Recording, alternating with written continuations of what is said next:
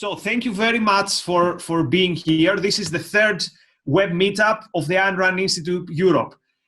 And what we do in these meetups is we try to share some good ideas and some best practices in order to add value to our lives. And we try to do this by having the philosophy of objectivism as a reference point. So most of the people who present in this meetup were students of objectivism, which means we're not experts.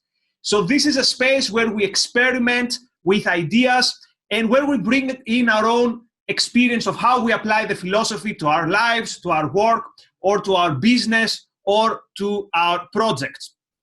And if you want to stay in touch with the Ayn Rand Institute Europe and for future meetups, I will post on the chat our Facebook page. Give us a follow and you can be invited and you can follow future events. So today we have with us Tal Tsfany. Tal is the director and the CEO of the Ayn Rand Institute. And today's topic is about happiness. And Tal is going to talk about some personal experiences he had, some of his journey in life, how he finds himself in the position he is today, psychologically, professionally, as a person. And it sounds very, very interesting. Just a bit of housekeeping. So if you want to talk or if you want to ask a question, there are two ways. One is you go where it says participants, you click on it, and on the right side, you see a list. Somewhere on the list, there should be a button which says raise hand. You raise your hand and you will appear on a chronological objective list on the right. So I will know who asked first and who asked second, but you can also post your question on the chat. I will try to monitor the chat and I will try to keep track of all questions. Now, without further ado, Tal. Oh, thanks, Nikos. Hi, everyone. I'm really excited to be here.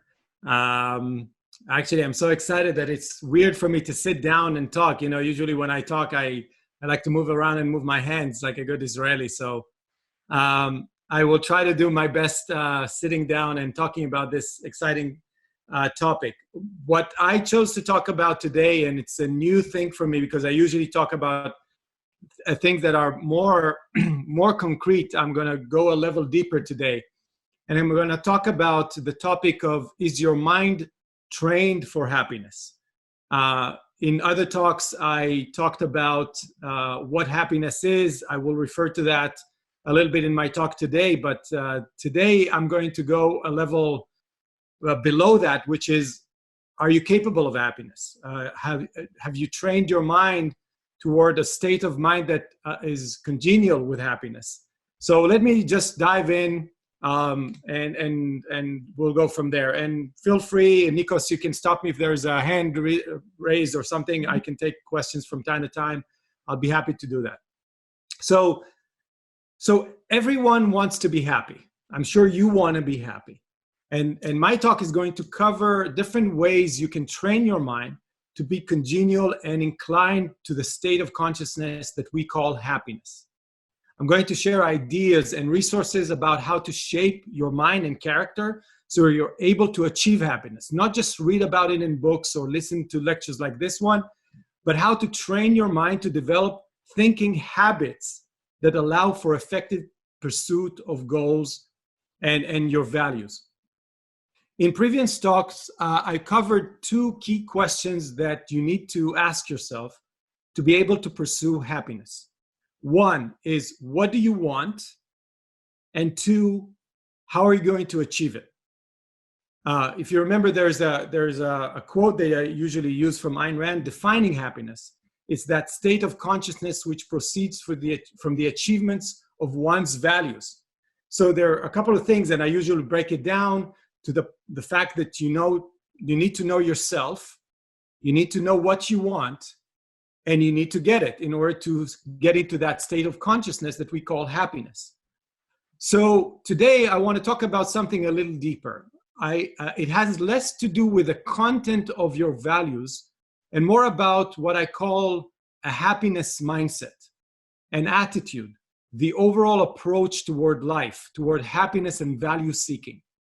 It is answering the question, can I be happy? So this is not a trivial question. A lot of people read tons of books. Some of them are actually good, trying to different techniques, but never seem to change something fundamental within them, which seems to almost prevent them from being happy or achieving happiness. So what is it that prevents people from achieving happiness, even though they learn about what it is, the fact that it's about pursuing values, rational values, and so on?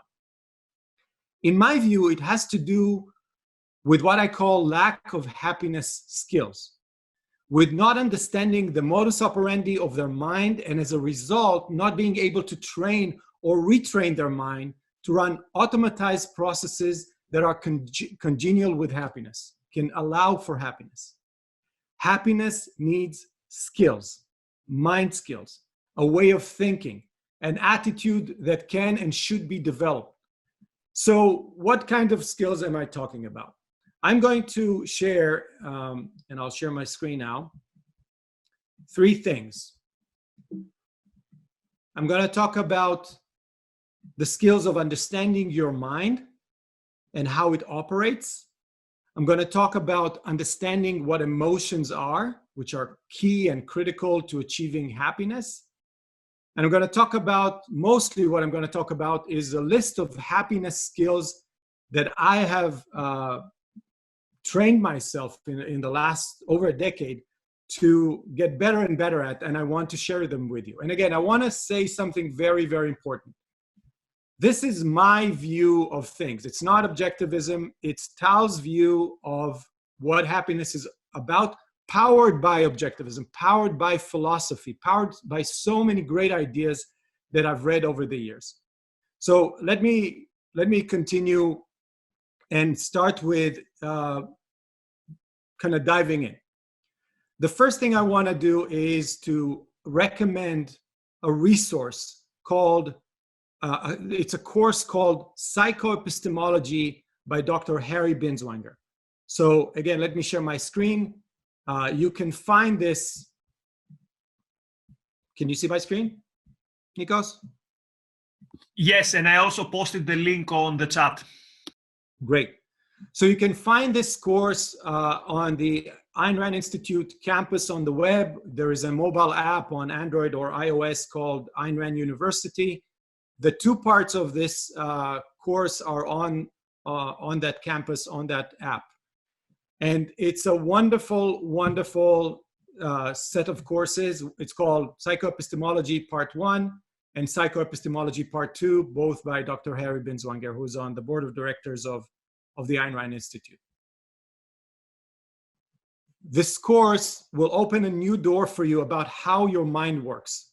Psychoepistemology is a new term and field created by Ayn Rand that sheds a new light on how to understand and eventually operate our mind in more effective ways. The clear explanations about the nuts and bolts of our thinking and feeling processes make it much easier to understand what goes on in your mind. So to give you an idea of the content, the great content that is included in that course, I want to start with a simple but very powerful example that Dr. Binswanger uses to demonstrate a simple operation of your consciousness. And I want to try it with Nikos. So Nikos, you will be my volunteer, okay? Sure. Okay, so let's try to do this. This is not rehearsed, by the way. No, so not rehearsed. If you fail the test, we'll see what happens. Okay, so Nikos, what is the capital of the UK? London. Okay. Yesterday, all my troubles seem so far away. Okay, where did that come from? My memory, I guess. Yeah, and was it fast or slow? Very fast. Okay. Now, Nikos, I want you to do another thing. Give me an answer to this question really fast. Impossible.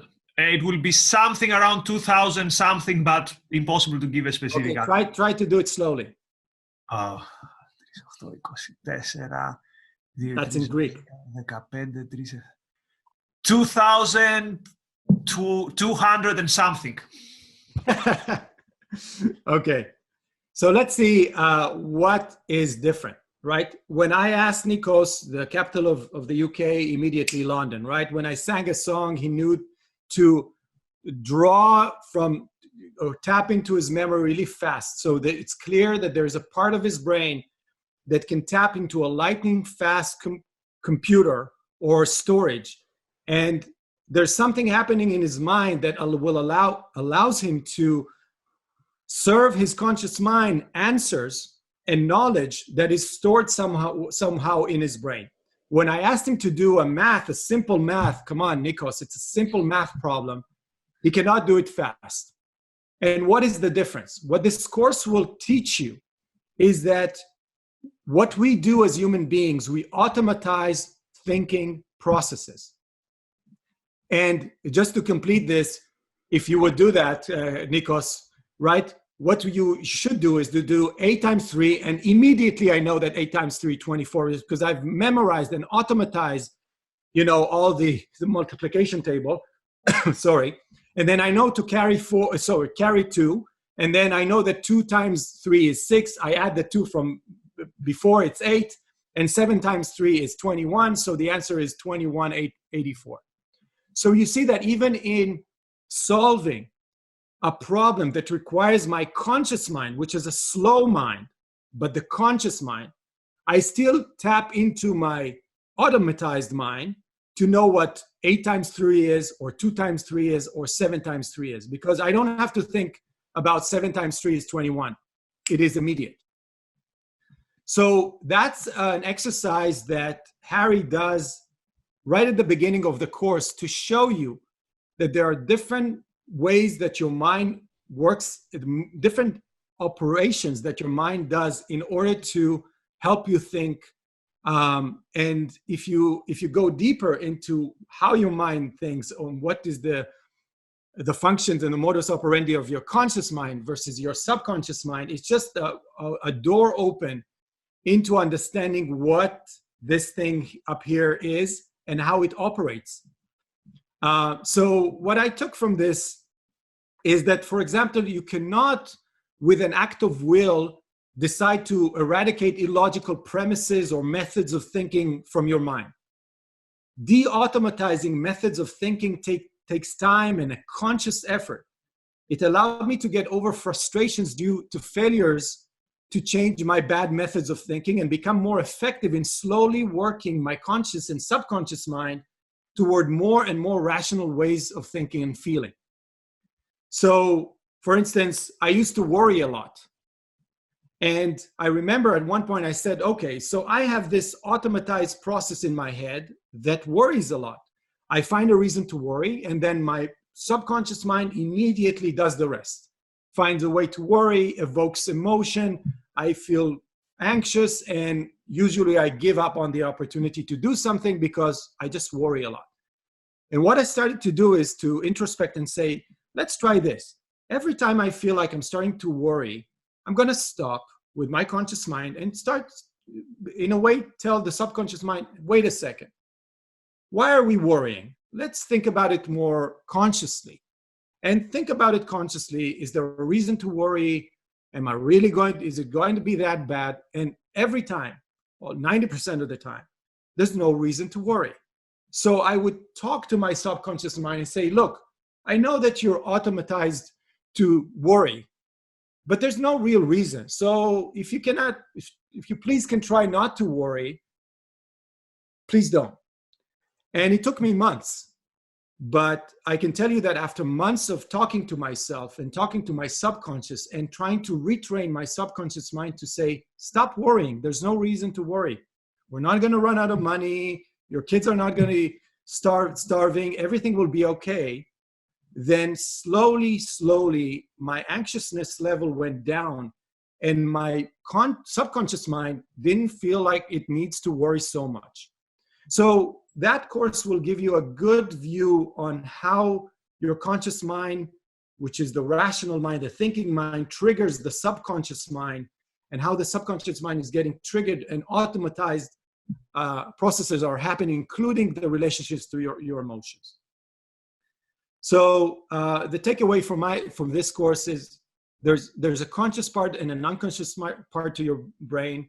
Your conscious mind manages the thinking process and validates it while activating the lightning fast mechanism of retrieval of the automatized content from your storage.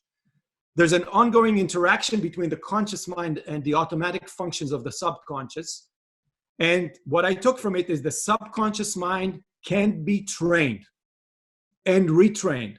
If you met me, 12 years ago, I would be different in the way I think from where I am right now. Not completely different, but different in many respects. And it is more complicated than that. And you need to really take the course and take it from a philosopher to really fully understand this. The next thing I want to talk about is not another math problem, but emotions. And again, I want to recommend a course by Harry Binswanger called What Emotions Are, available on our campus, available on the app. And Nikos, if you can share the link. And I will share a little bit about what I took from this. The course is about understanding emotions and their critical role in living a happy, fulfilled life. It answers the questions: what are emotions like love, anger, fear, sadness, joy? It shows that emotions are part of your subconscious functioning, how they are related to other functions such as sensations, which are caused by bodily stimuli. Emotions are caused by mental stimuli. And what's interesting is that bodily stimuli are universal. You poke me with a needle, then, or everyone, they feel it and they hurt. But not all of us are afraid of the same things. So emotions are have an evaluative nature. And that tells you that you can control emotions. Emotions are the same as automatized responses, mental responses to things that happen to you. So you don't have to take it for granted that this thing makes you anxious and this thing makes you afraid. No, you can change that by slowly working your conscious mind and your subconscious mind to think and retrain those responses. It's really a fascinating deep dive into the nature of feelings. It will help you to better understand your emotional reactions and take them as a given. Not take them as a given, but understand that they can be altered. The other thing I wanted to recommend is a set of lectures that are, one second, let me share my screen again.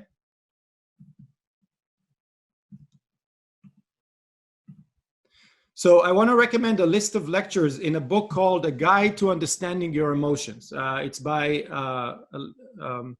Edith Packer. She used to be involved in the Ayn Rand Institute. She's a psychologist who tried to implement objectivism in the field of psychology. It's a set of lectures that I took a lot from. Again, you can find it on Amazon. There's actually a way to download audio files of her lectures. What Packer gives us is a tour of different aspects of human psychology: the subconscious, emotion, psychological defense mechanism, the need for introspection, and especially my favorite lecture is called Happiness Skills. My key takeaways from that lecture are that in order to be happy, you need to have a positive view of life, and if possible, love life. Truly love the fact that you're alive and that you're able to pursue your values. Cherish life and cherish the values that make it worth living. Celebrate and enjoy life in any way you can. And there are many ways to enjoy life, as you know, each one enriching your capacity to be happier and happier. Let me give you a couple of examples. She talks about the fact that happy people see opportunities. When a child wants to play with his friend and the friend rejects him, the child can decide to become angry, upset, frustrated, even ashamed, maybe blaming the friend, blaming the world, blaming himself. Or he can say something like, well, he doesn't want to play with me. Maybe I can find someone else to play with. That attitude towards life is determined early in our childhood, and our upbringing has a lot to do with our most fundamental approach toward life. The ability to make good objective observation is an integral part of being able to be happy, to see things as they are, as they could and should be, seeing a path to making things better for you, for your happiness, not dwelling on how miserable you are or the world is or how bad people are or how unjust the world can be, not thinking like a victim, but like a mover, a prime mover of your own world, your own destiny, like you're the captain of a ship and you're the one holding the steering wheel. Understanding that bad things can happen to you, but trusting yourself that you can overcome difficulties and adversities and pursue your values regardless of those difficulties. And if you can't pursue a specific value because there's no way you can achieve it, you choose the next best thing and try to go for another value. And really, having an implicit optimism toward life, about yourself, being kind to yourself, focusing on making tomorrow better than today and keeping your eyes on values that you are after. For instance, I don't tell my kids that life is hard. A lot of parents is like, wait till you grow up. It's going to be so complicated. You're having it easy right now. No, the sentiment that I try to convey to my kids is that life is one big opportunity to experience fulfilling, exciting, and meaningful experiences. But I also talk about what life and human happiness requires. And I try to exemplify those virtues of rationality, independence, honesty, integrity, productiveness, justice, pride, all of those virtues that I took from objectivism. To show what it takes to be happy, to work hard towards it, to be serious about my values, to ask them a lot of questions about what they want to do and why they want to do it. And I can be very annoying with that, just why do you want to do this? But when I'm certain that they know what they want, I really give my children opportunities to achieve values, to define what they want and be serious about it. For instance, my son wanted to become a character designer. So we sat down and we made a plan of what needs to happen for him to get into a leading gaming company. So we mapped all the schools and all the requirements, and he literally sat down for 3 straight months and worked on creating a portfolio that got him accepted to the school. And I gave him everything he needed, all the support he needed in order to do that. And now he's very, very happy in that school, learning how to become a character designer. For instance, my younger daughter she said, I want to swing, right? So I challenged her. I said, you really want to swing? Let's build one. So we made a plan on how we can build a swing. We went to Home Depot. We bought all of the pieces we needed to put together. We looked at some YouTubes and we built a swing together. And you can imagine how proud she was when she got to swing on the swing. So I showed her that it needs focus and it needs work. But again, when you achieve the value, you can be proud about it and celebrate it. So I want to share with you one more thing about that lecture called Happiness Skills from Edith Packard. It has a sentence that really completely changed my perspective. It was so good that I had to print it and put it in front of my desk, so I'll be reminded of it every time. So I want to share that sentence with you. So the sentence goes like, as long as I'm alive, there is always something to value and enjoy. And I don't know if it does it for you, but when I read that sentence, there was so much optimism in it. It told me things like, well, as long as I'm alive, nobody can defeat me. Nobody will bring me down. All I have to do is find values to pursue and enjoy them. Nobody can stop me.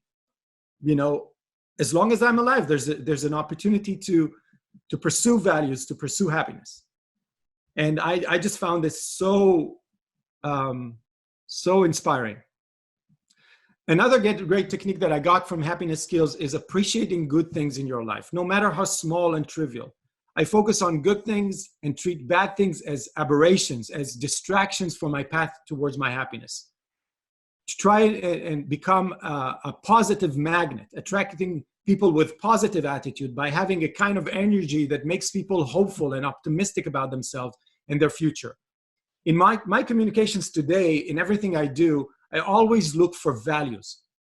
What does this person in front of me want? What are they trying to achieve? What values can I offer him or her that they want? What values do they represent to me? What can I gain from the interaction with them? What am I looking for? And I try to stay away from constraints and limitations and no can do attitudes. And if someone is clearly not offering me any value, I just walk away. I move on. I don't waste my precious time on non-values. I try not to get upset, not to get angry. Why would I? What do I have to gain? I do seek justice when somebody is impeding my path to my values, if somebody is unjust to me. And I can be very aggressive with people who are in my way, unjustifiably limiting me. But I limit the time that I deal with people that offer no value to me because I'm losing precious time pursuing other values. Now let me get to other skills and habits that I found to be very constructive in my path towards developing a happiness mindset. The next thing I train my mind to do is to never compare my values with other people. There's only one me. There's only no one else in the world but me, and only I know what's good for me. I love my kind of music, the way I drive my racing car, the type of chocolate ice cream I like, the type of clothes I like to wear, the type of lectures I like to listen to, and my type of art. I want to tell you a quick story about art for a second. I don't know if Walter is on. Walter is an artist that called me one day and showed me a piece of sculpture that he made. So if you don't know, I wrote a book called Sophie. It's about a girl. And she loves to read books, and she's a very virtuous girl. And Walter read the book in Guatemala. And he calls me one day and he says, I don't know if you know, but I did this sculpture, and you know what it's called? It's called Sophie. And it just blew my mind. And at that moment, I decided that I'm going to take my family to Guatemala. We're going to have a wonderful trip, which we did. And the highlight was going to be that I'm going to get and buy this sculpture because it makes me so happy to look at it, so inspired to look at it. It's a girl coming out of a book pointing up to what's possible. So I don't know that anyone else gets as excited about this sculpture as I do, but I love it so much that I decided no matter how much, Walter's going to ask for it, no matter what it's going to take to ship it from Guatemala City to Atlanta, I'm going to get it. And I was serious about it. And nobody around me understood why, but I didn't care. It's in the corner of the other room here. And every morning when I wake up, it makes me so much happier to know that Sophie is there. And another thing, or maybe the last thing I will share before I finish, is The Art of Introspection. It's a different lecture by Edith Packer. And I would say if there's one tool that is the most crucial in the process of being happy, is to know how to introspect. For me, introspection is like a muscle. If you don't have it, your mind is in this constant state of being fuzzy, hazy, obscure, and completely unclear about what you want, why you want it, how you react to things. I found that most people run on an automatic state of trying to get what everybody else tries to get. It's like, having a relationship, keeping a job, having some money, a house, kids, a hobby, and maybe a dog. But they don't stop to think about what I really want. And I think that's why most people around you are not really happy, because they don't have a good idea of what they want and how to go about pursuing it. So don't listen to other people. Don't learn from other people that don't seem happy. Talk to yourself. Ask yourself hard questions and answer them. Write on paper. What I do, it sounds crazy, is I take white pages out of my printer and I put a big questions like, why am I confused about this thing? Why am I not happy? Right? And then start writing like a stream of consciousness onto the page. And then I leave it alone. I go, drink something, I come back, and then I analyze what's there. It's like a self-psychotherapy, but much cheaper than going to a shrink, right? And after that, I can condense it. It becomes so obvious that I'm confused about something or I'm misjudging something. And sometimes I identify things that are great and I'm not appreciating enough. So do a lot of that. Learn how to introspect. Stop. Talk to yourself. Talk to yourself in the shower. Ask yourself big question. So that's my recommendation. So to summarize everything that I've said so far, and I'll open it up to question, is learn about how your mind functions so you have an understanding what's going on up there, and learn about this new field that Ayn Rand in a way created called psychoepistemology. Learn about your emotions, what they are, how they arise, and how to control and in a way restrain them if needed. 3, read about happiness skills and practice them. Work your mind. It's like going to the gym. Don't let old habits take the better of you. Work that muscle and change what needs to be changed, and celebrate what's good about the way you live life, what makes you happy, and do more of that. Know what you want. Be rational and clear about it. Be bold and don't compromise about what you want. What you want is precious. You will use religious term. It's holy, right? It's what makes life worth living. So protect it. Don't let other people tell you it's not important. Don't let people tell you it's stupid to pursue being what you want to do, or being what you want to be and doing what you want to do. Introspect a lot. Talk to yourself. Understand and clarify what's going on inside your mind, and clarify the world for you and clarify yourself for you. So that's basically what I had to share. There's a lot more in the journey that I went through. I told Nikos earlier that I think the fact that I did all of that at the age of 40 means that I had to be very conscious of what's going on, and I had to unwind a lot of automated processes and value judgments that I had in order to get away from this and start building new types of ways of thinking and be more true to my values. And it's not the same as a 16-year-old reading Ayn Rand and getting all in and just living their lives with no problem, And there's a lot of people that I know that are just so lucky. They got to read Ayn Rand so early. They embraced it, and their lives are just going in the right path. It was not like that for me. I had to change me. And what I've shared with you today was a lot about how I did it. So there's much more to talk about, but let me stop here and maybe open it up. Thank you very much, Tal. So people can raise their hands and start queuing up for questions, but let's start with 2 questions from the chat. So the first question, actually a series of questions, is, so a lot of people really like this sculpture. So could you tell us a bit more about who this Walter is? Yeah. So I don't know, is Walter on? Walter, are you on? Because he said he's going to join. I just don't see if Walter is on. So I just wanted to say, yeah, Walter Brenner is an amazing sculptor. I'll share my screen again so you can enjoy Sophie a little bit more. Maybe later I will share, and you can send it to everyone, a link to his other works. He gave us a tour of environmental sculptures that he did all over Guatemala City. It was beautiful, beautiful, beautiful. He is a romantic artist. He's an objectivist.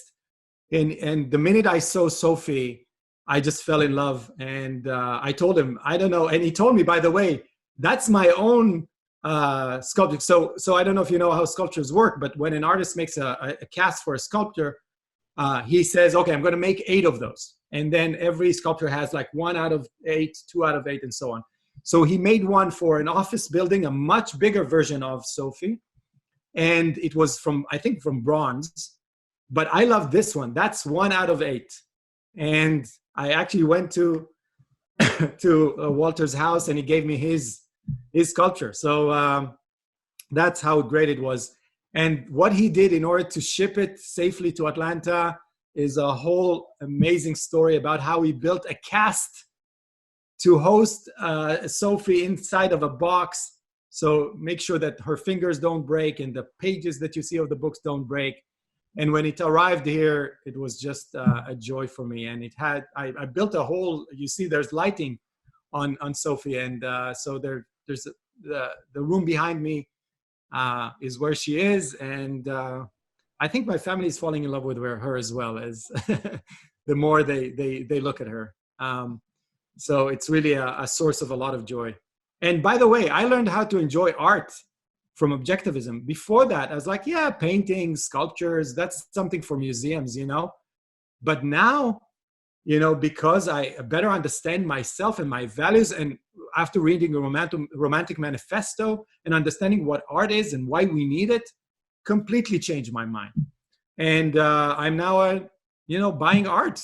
And I never did that before. I enjoy art. I enjoy music much more. And so on and so forth. So yeah, that's Sophie. That's the story. There's more to it. But and again, I hope you guys buy a lot of Walter's sculptures, because his work is so inspiring. So I second that. I think the sculpture is really, really brilliant. So, and by the way, one thing I forgot, he built a huge Atlas Shrugged inspired piece on a wall in Francisco Marroquin University in Guatemala City. And it's just a wonderful piece. And I think it's the only university in the world, hopefully not for long, that teaches objectivism in university in Guatemala. This is why we're seeing such a huge objectivist community in Guatemala City. It's amazing. Great. Yeah. And Peter is indeed, Walter is indeed with us. So another question is, how do you choose your values? Because usually this process starts while you are in childhood. And while you're in childhood, you don't have yet this ability for abstract thinking. So a question from our audience was, what if the values that you bring in without being very conscious that you're doing it are not the values that you later have or that you later want to have? And then you kind of described it, the way I understand is like you have baggage. Yeah. So one question is, how do you do this as a child where you don't have this complex thinking? And if I can add to that, if this becomes a baggage, how do you get rid of this baggage? So I want to be very careful. Again, I'm not a professional philosopher. I don't want to answer big questions about how children choose their values and things like that. I want to share my own experience. Yes, I from the age of 3 years old, I fell in love with cars. Why? It's a big question, but I fell in love with cars, and I love cars, and I always loved cars, and I developed a habit of racing cars and so on and so forth. But I did have a lot of baggage, bad values that I was carrying with myself all the way to adulthood. And I had to realize that a lot of my values are non-values. For instance, I will share some, not so nice stories about the fact that I realized that I put a lot of effort and a lot of attention to my family as a duty, my expanded family. And part of my expanded family was not that great. It just made me feel guilty most of the time, that I'm disappointing everyone. And I thought about it, like, why do I value that part of the family so much? They're just family. They happen to be born in the same, but I don't share any values with them. I don't like them. A lot of them are not nice people. Why am I committed to them? And I will tell you a story. It's I think I told it once, but I was in a stoplight, and I said, what if I don't talk to them? What if I just disconnect myself from that part of the family? I don't owe them anything. And immediately I started crying. And I don't usually cry. It's like, why am I crying? And that was a beautiful moment, because going back to Harry's lecture, this is the subconscious mind mourning the decision of the conscious mind to do something that will require a change in the way I think about things, or value things. So what you do is you introspect a lot and ask yourself, is this really of value to me? Did I choose it? Or did someone tell me to value it? Right? Why is that part of the family more important than my friends here? Why can I choose the people I spend time with? Why do they have to, expect me to pick up the phone and call every uncle and cousin on a weekly basis? Why am I doing this? So as an adult, these tears were of happiness or of sadness for it was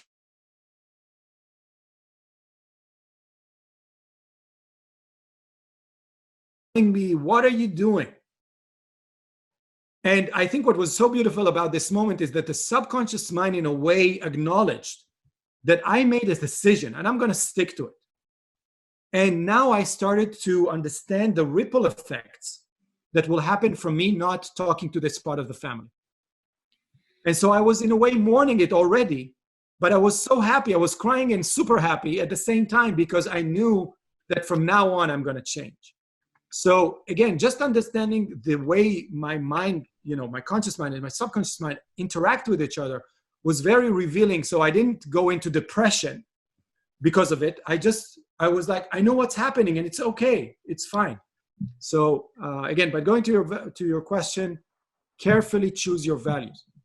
You cannot pursue too many things. You don't have limited amount of time. And I usually talk about 4 domains of values: career, relationships, health and wellness, and I would say money and finance. That fuels the other things. Like, how do you monetize everything? How do you make sure that you can fuel your desires to pursue happiness? So what are your values in those 4 domains? What do you want to do in life? Who do you want to associate yourself with?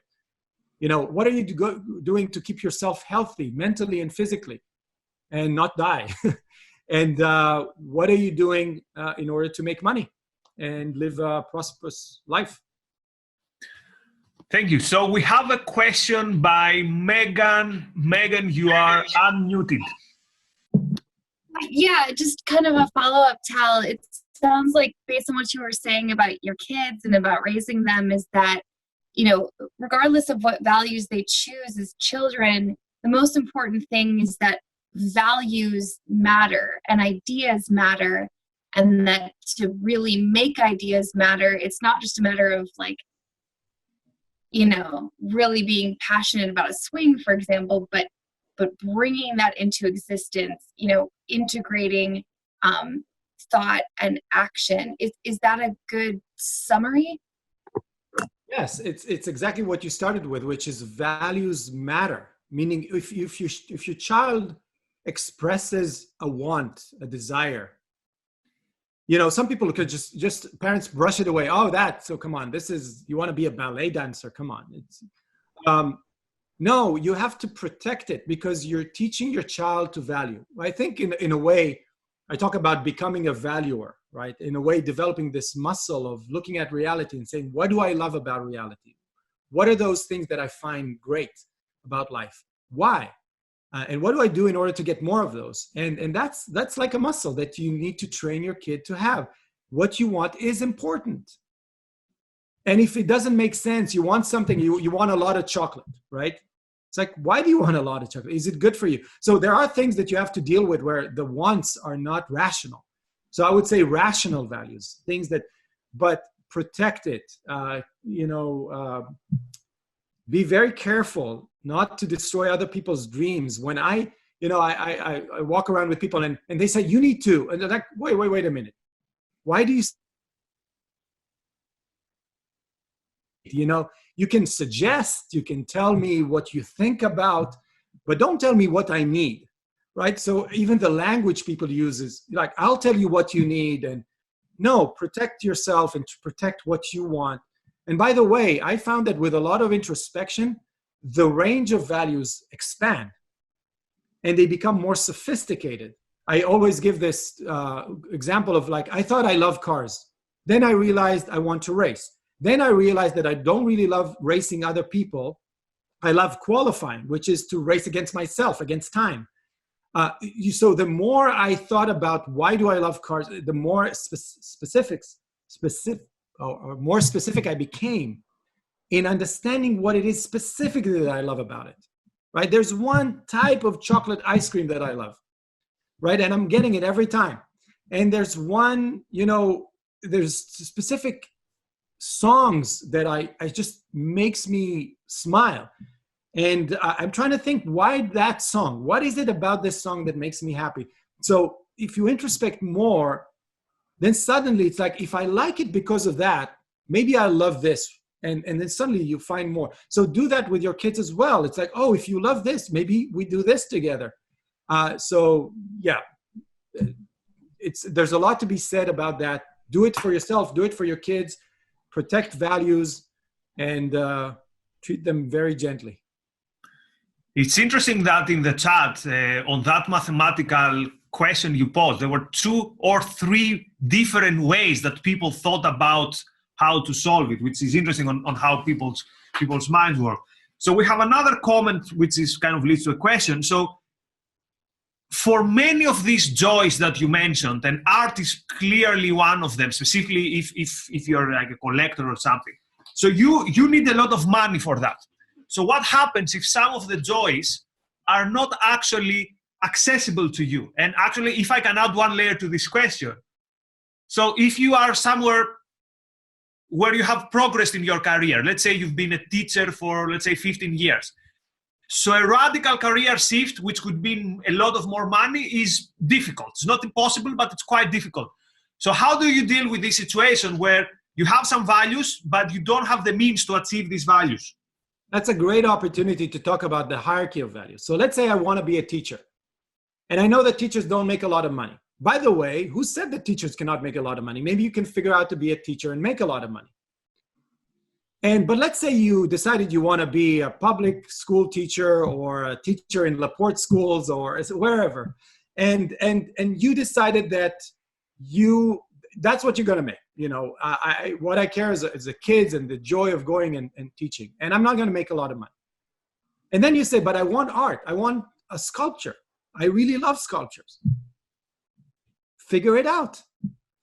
Buy a big poster of the sculpture of David and put it in your living room. You don't buy David. Buy a reproduction of it, right? I can't afford I bought a painting that I cannot afford the original. So I bought a reproduction of it and it's in my bedroom and I love when I look at it. So you have to understand, I'm not going to jeopardize the fact that I want to be a teacher. I'm going to go into technology because I want to make more money to buy the sculpture. You have to understand what's more important, right? So yeah, you need to not compromise, but figure out what's more important. I don't see it as a compromise. I see it as like, what do I want more? What's more important to me? So I don't sacrifice a lower value to a higher value. Where your career is more important than the statue you're going to buy, right? Now you try to think about the premises that might be in the way. Meaning, the way I would think about it is, can I make a lot of money out of being a teacher, right? Are there ways around it? Maybe there's art that doesn't cost a lot that can get me inspired. Maybe I can ask somebody to reproduce my favorite. There's so many things I can think about, but it requires a lot of thinking and a lot of clarity on what are the values that are, in a way, seem to be in conflict, right? Because some values seem to be in conflict, but you have to just reason and see how you can align all of them into a beautiful puzzle that is your life. Right. So I'll use my privilege as a chair to ask a question. So you mentioned for example, the issue of putting a question mark on something and then coming back to it. So more or less, at least many of us here, we understand the basics of the philosophy. Most of us, I would assume, would agree with the basics of the philosophy. But what I find difficult in my actual life is, what is the actual process through which you apply these principles in your life? So, and I mean, down to the level of the technicality, like, do you put some time, for example, some free time every day where you actually think about your life? Because I know you're very busy. So, and most of us, usually, when we commute, we think about, well, what am I going to do tomorrow? What am I going to do that in the summer? But what is the process through which you can take a step back and actually think about your life in these very fundamental terms? I don't know if the question makes sense, but I mean, I have an answer for it. Technical detail. This thing, a notebook. You see the notebook? By the way, it's a beautiful notebook that I bought of a picture. Even the notebook I chose. So I have a notebook, and it's on my desk. And I used to do it every day when I started. Every day I would ask myself a question and introspect a lot, and then go back and read it. But then the clearer I got, I didn't need to do it every day. And today I do it, I don't know, maybe once a week, twice a week, when I'm like, what am I confused about? Usually it's because I got so much to do that I'm overloaded. I don't know what I want more, and I need to figure out what's important. What are the 2-3 things I can focus on that will make an impact? Because there's so much noise around, and I don't think everything is important. On the contrary, I think very few things are important in your life. It seems like everything is important, but it's not. If you focus on the things that really matter, think about the most successful people in the world. They know how to do one thing. Roger Federer knows how to do one thing. And his life is very rich with many, many other things because he just mastered one thing. So I do that honestly, I never type it into a computer. I write it with my hand and pen and paper because it allows me to slow down and think. And so that's my number one technique. And another technique that I would like to share is a list of good things. So at the start of every notebook that I buy, I dedicate the first couple of pages to good things. And every time that there's a good thing that happens in my life, I write it down. Because we tend to be very critical with ourselves, and we forget how good we are. So every time I achieve something, I write it down. It's like I did that with my kid. And it's amazing how easily we forget those things. I go back to the good thing list. It's like, oh my God, wow. I completely forgot of all the things. And I got lists from like 2014 and 15. I built a company. I moved it from Chicago I forgot about those things.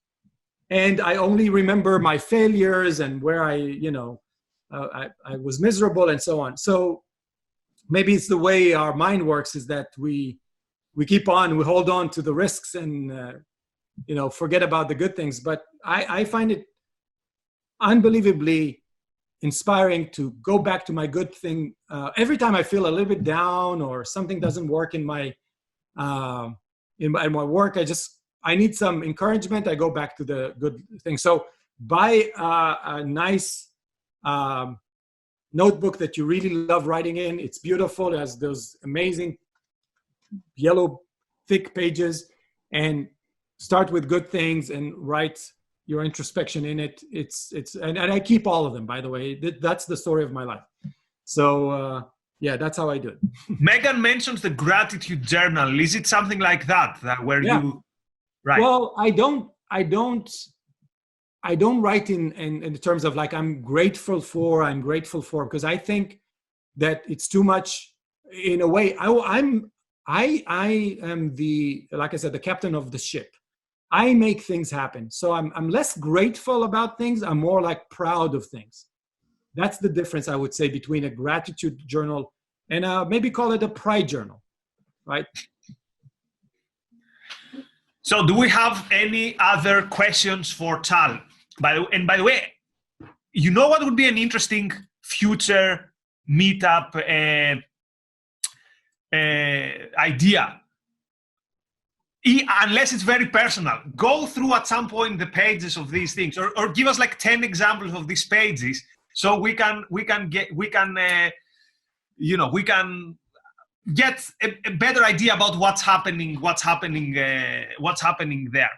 And actually, since you mentioned the issue of feeling pride and feeling gratitude, can I mention something to our participants? I mean, these are very, very difficult times, and the Ayn Rand Institute is doing more stuff with less. As everyone's life has been impacted, and so have the people in ARI. And we are all fighting an uphill battle against a situation which is the consequences not only of a dangerous virus, but also of destructive ideas and bad premises. And because bad ideas can actually ruin life and good ideas can save life, I would encourage people to help ARI and be part of this battle for the good ideas. And the best way to do this is I would encourage you actually to become a member of ARI. And memberships begins from $10 per month. And if you think about it, this is basically less than a takeaway coffee per week. In my opinion, takeaway coffee are not even that good. So for the cost of one coffee, which probably is not brilliant every week, you can become part of this battle for good ideas and for a better life. So what I'm going to do is I'm going to post on the chat how you can become a member of the Ayn Rand Institute, and I would encourage people to do so. Now, have we got? You forgot to say it will make you happier. Oh, of course, it's gonna make you happier. But you know what I realize these days? Good ideas. So I used to think, it's important to fight for ideas. It kind of feels turns out it's literally an issue of life and death. Sometimes, and sometimes it's usually when you're gonna have a good life or a really bad life. Because if, for example, those who take the decisions have bad premises and in a situation of crisis take bad decisions, they can ruin life for ages. So, yeah. Anyway. Listen to the Greek philosopher. Right. Thanks, Stefan, for the kind comment. Right. So let's give. I will unmute people so we can give. A real kind of clap for this very good.